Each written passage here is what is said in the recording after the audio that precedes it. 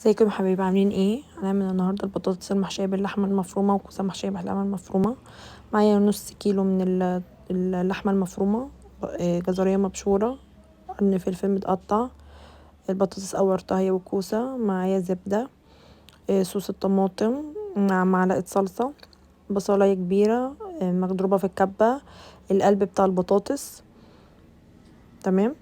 هاجي اعصج اللحمه، حطيت مكعب من الزبده على حبه زيت صغيرين، حطيت اللحمه، حطيت نص كميه البصل، شوحتهم الاتنين مع بعض، حطيت معلقه ملح، معلقه فلفل، نص معلقه بابريكا بتدي طعم حلو جدا.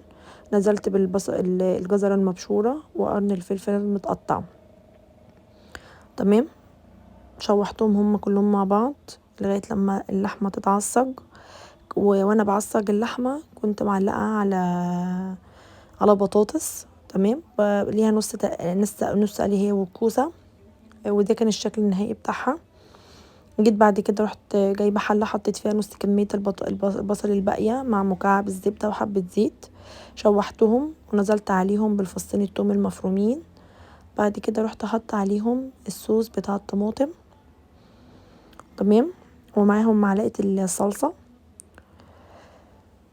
حطيت بعد كده صوص الطماطم خلاص. بعد كده رحت حط عليه معلقه من الملح على معلقه من الفلفل وربع معلقه من البابريكا بتدي طعم حلو جدا، وشعرة سكر. وجيت حبه ميه، جبت الصينيه وفرشتها ببواقي او قلب البطاطس، طبعا ما رميتهاش، وحطيت عليها جزء من الصوص ده لغايه لما تسبك. بعد كده حشيت البطاطس، وبألف هنا وشفا، واتقدمت مع رز بالشعريه ابيض. يا رب تكون عجبتكم، ولايك وشير.